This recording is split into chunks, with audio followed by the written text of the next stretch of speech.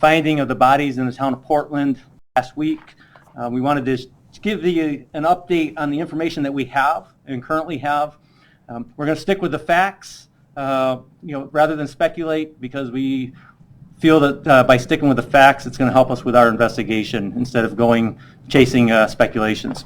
So first of all, just give you a timeline. On September 26th at about 5:40 p.m., the Sheriff's Office received a report that a hiker on the Rails to Trail off of Wollabin Road in the town of Portland located what she felt was a possible human skull. Patrol officers, as well as a couple of our forensic identification officers, went to the scene and confirmed that they believed that it was a human skull. They secured the scene overnight, and we contacted Dr. Dirkmatt from Mercyhurst College Anthropology Division, and they came out the following morning on September 27th.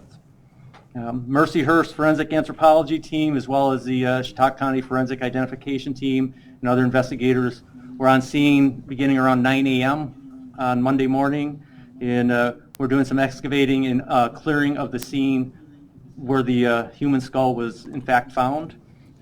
Discovered that body was intact. It was skeletal remains, but about the entire body, skeletal body, was still in the shallow grave, if you will, approximately 6 inches. We have since, with that, used dental records to rule out any of the missing people from Chautauqua County, specifically Lori Cesai Beauvais and Corey Anderson. Dental records do not match the remains of that body, and we are still looking at sending a portion of that skeleton to the New York State Crime Lab to do DNA testing, and so we can do some comparisons to Patricia Leimerhart and any other missing person cases that we have around Western New York. That body was estimated to be decades that had been in the ground, which could potentially match with the 1976 disappearance of Patricia Leimerhart, but it could also be further, and Dr. Dirkmatt and his team are continuing to analyze and assess that to hopefully give us a little better determination on that.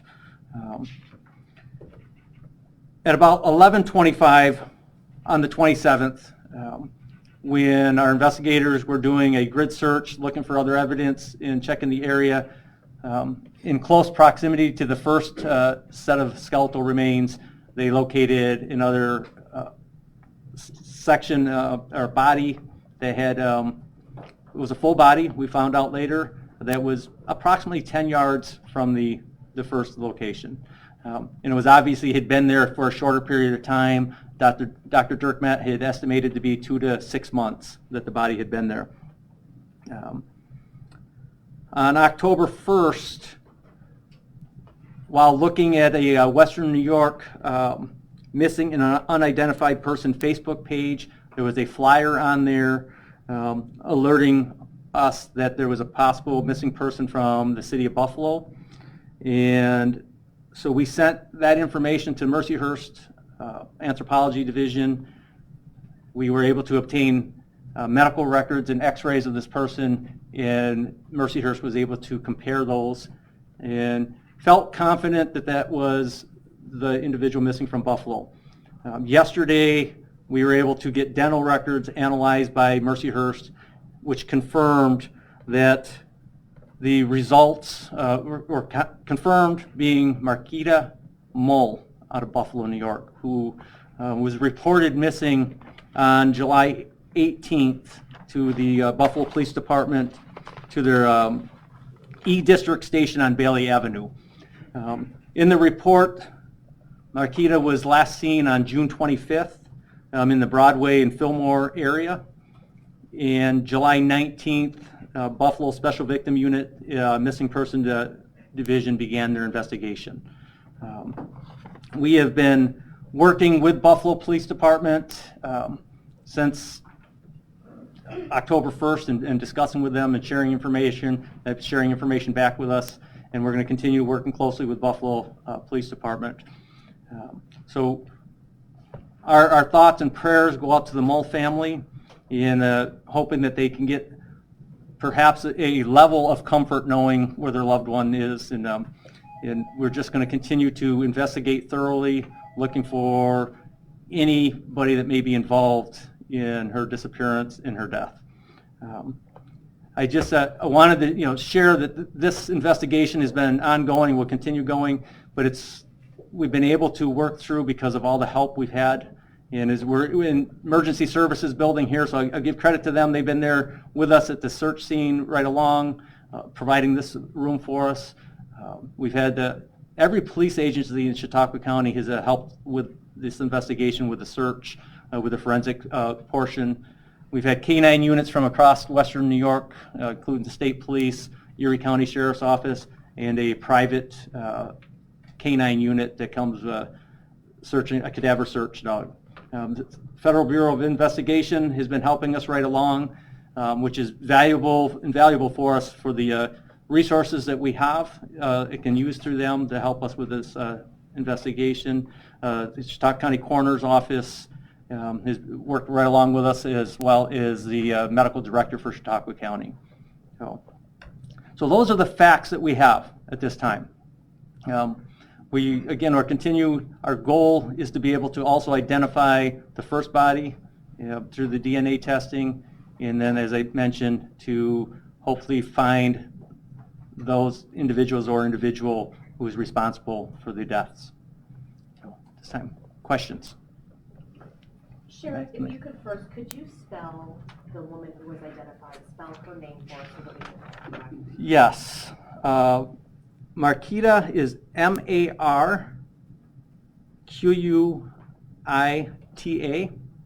and Mull is M-U-L-L. Mull, M-U-L-L. Do you have her age? She's 50 years old. Can you tell us anything about her, or what you know of why she may have been in this area? Do we think that she was perhaps killed somewhere else and brought here? Yeah, she's from the Buffalo area, had a residence in Buffalo. There's no known connection in Chautauqua County. So we do believe somebody brought her to this location. Okay. What do you think the chances are that they were both in that same area, that it could be they're related at all? I have no idea, and that's one of those speculations. I don't want to go there yet. We're going to chase the facts, and look at that. The proximity indicates maybe, but there's such a timeline in between the two, so we're not sure what that would indicate yet. Are you guys done investigating that particular scene where both remains were found? Yeah, we've done additional searches in that area, looking for evidence, making sure that there were no other bodies, and so we don't anticipate. And I'm looking at Lieutenant Nutt from our criminal division to make sure. I got the head shake. No, we likely won't be going back there unless, again, we're looking for other evidence. Can you describe the area as far as its relation to the trail, how accessible it is, how easy it is to get at? It's a short distance off the road. It's in between the rails trail path in the roadway, and there's probably 20 to 30 yards between the trail and the roadway, maybe a little further, but it was about in the middle. So it's close to the roadway as well as the trail. So as far as you guys know, it was just a coincidence that these two remains were just next to each other? At this time, yes. And with regard to the first set, it's unclear, or it's definite that it does not belong to anyone who went missing here in Chautauqua County?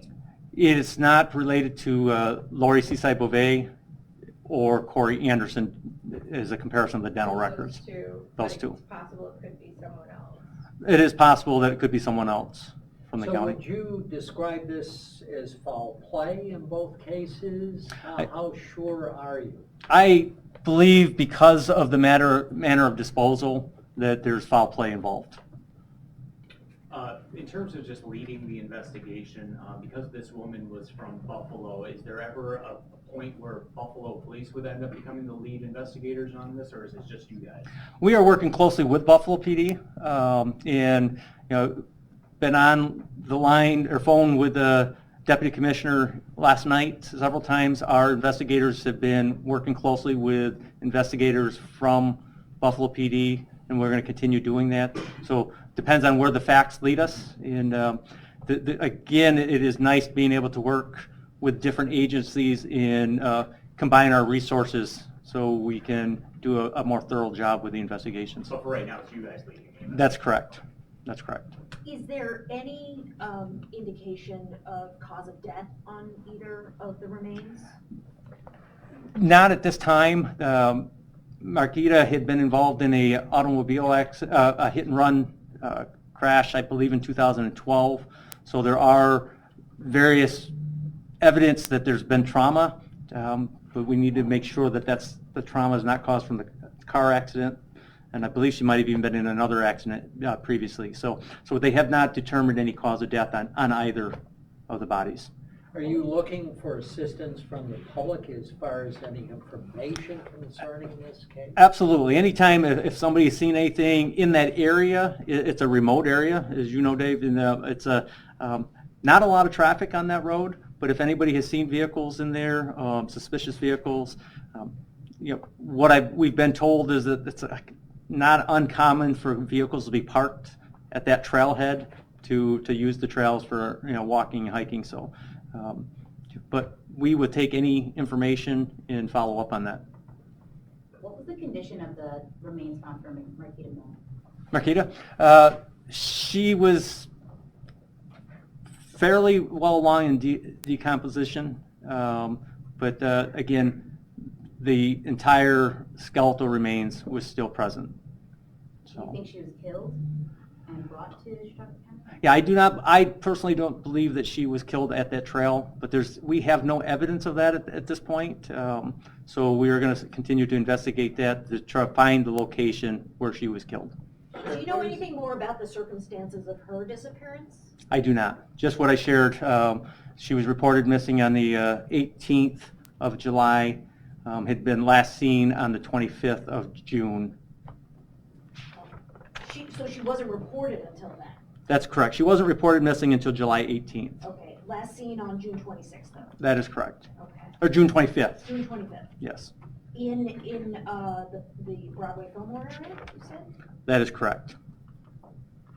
So Sheriff, Okay. what is your message to the Beauvais and the Anderson family, the Cristo family, who, maybe their hopes were raised a little bit, finding not one set of remains, but two, and to have their hopes dashed yet again? Yes. What is your message to them, and what's being done still to locate those two people? I can speak for what we're doing within the sheriff's office. I've talked with the investigators from both the state police, who are the lead investigation on the Corey Anderson case, as well as the detective from Lakewood Buckside Police, who's the lead on the Lori Beauvais case. And we just want the family to know that we're continuing to work on those cases. To talk with the family and realize the anguish that they have to go through every time a body is found, and just knowing that their loved one is still out there someplace. I can't personally imagine what they're going through, but we are committed to continue to work at that. We've been in talks with our district attorney's office, and previous to this, several weeks before this, is starting our own unsolved case division, working with other agencies and partners, recognizing that these cases are regularly evaluated by different investigators, but that to the families to know that we're actively working on the cases is, I think, critically important. Heather? Can you speak to the fact that the first set of remains obviously have been there for a long time? Now, you had 3 people that you were looking at trying to connect, and dental records to go off of, DNA to go off of. Now that you've ruled the 2 women out, Beauvais and Anderson, how does that make your job more difficult? How do you go about it? Because you don't have someone specifically to compare to. It's just sort of up in the air if you rule out that. Yeah, we are currently trying to locate medical records and dental records for the 3rd person to look at that.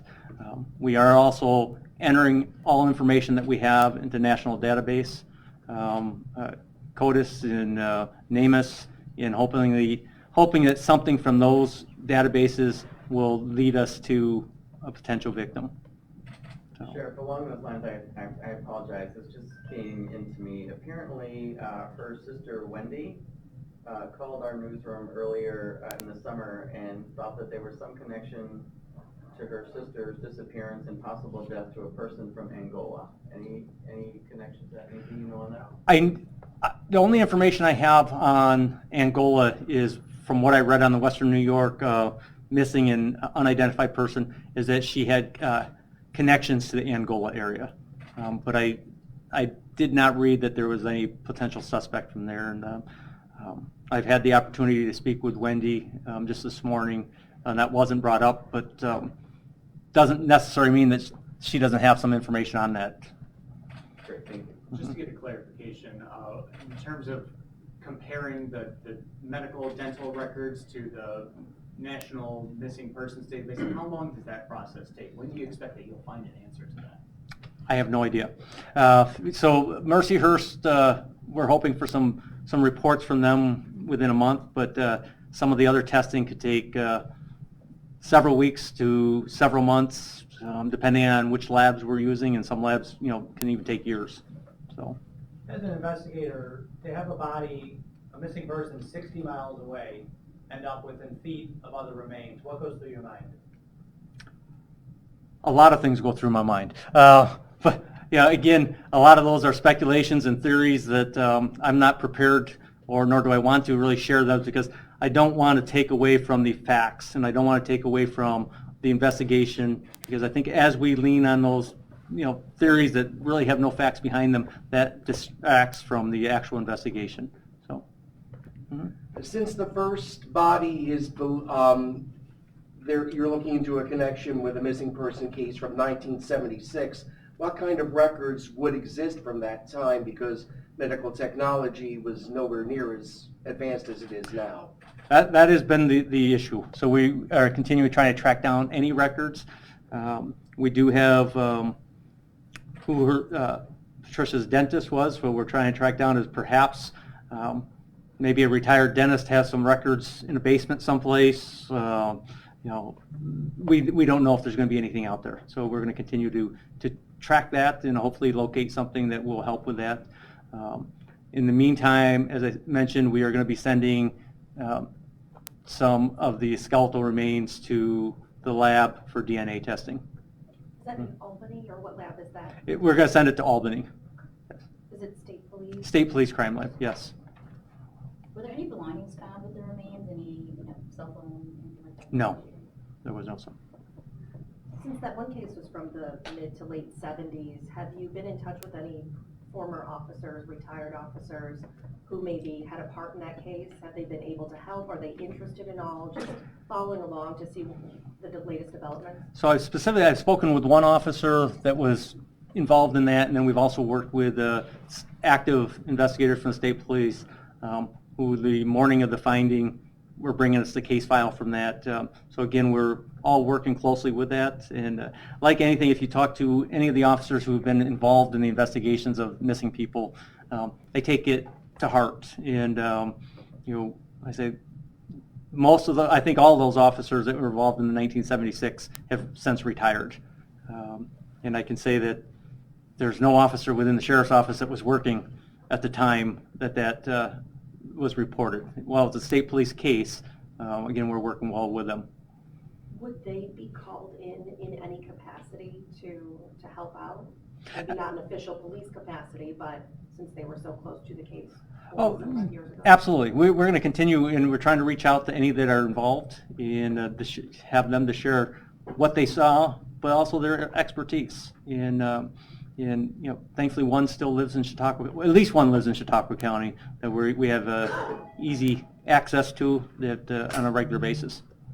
So, yes? You mentioned the skull had been sent to Albany. What is Mercyhurst's role right now in, identifying the first set of remains? Okay, just go back. Actually, we haven't sent anything to Albany yet, and we're going to send not the skull, I'm not sure what part of the body we're going to be sending. But we are going to send something to Albany that they're requesting.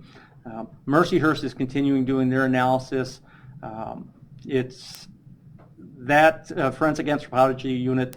First of all, they've been awesome to work with, very helpful and very transparent with us. And we've had the opportunity to go to their campus and to their lab, and where they can share what they're doing right along.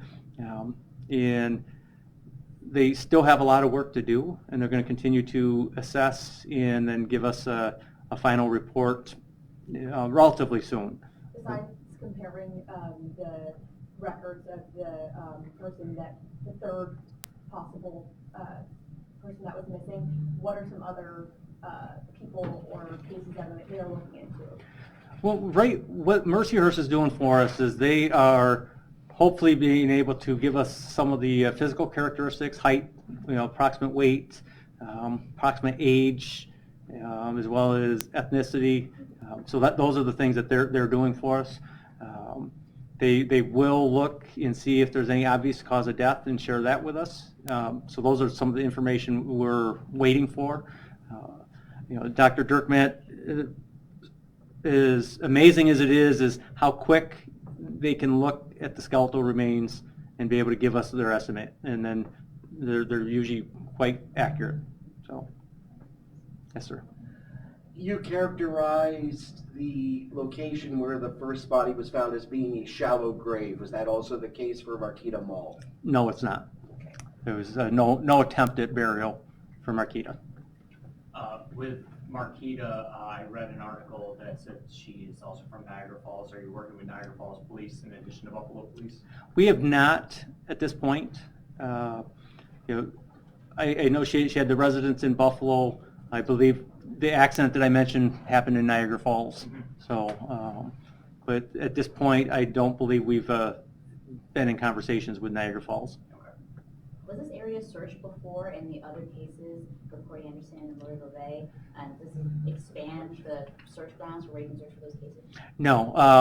To my knowledge, that specific area had not been searched for Lori Beauvais or Corey Anderson. I don't know about the 1976 case if they were in that area or not. But so. One final question that I have is, how grateful, I guess, are you to hikers and hunters and people who go through the woods? I mean, you guys spend hours and days searching and searching and searching, and oftentimes come up empty, and then all of a sudden, here comes a hiker, here comes a hunter, boom, they found 2 sets of remains. Absolutely. How crucial is that? It is critical, and this is an area. The Rouser Trails is a great spot. I still will tell people to use them, as they will say, as I'll say, is always have a partner with you. But oftentimes, what people do is that they'll see something suspicious and not report it. They don't want to waste our time. We ask that if you see something that you think might be suspicious, let us know. We will investigate, and if it's nothing, it's nothing. But it's in this case, I'm glad the hiker was able to contact us, and we were able to get out there quickly and do that investigation. Again, with Marquita Mall, you said there were no obvious signs when it comes to cause of death? We're still waiting to hear what the belief is on the cause of death on that. So Marquita was just tossed there on the grass? Nobody attempted to bury her or cover her with leaves? There was no. The area was overgrown with different weeds and brush. So if you were walking down the trail and just glancing over in that area, you likely wouldn't have seen it.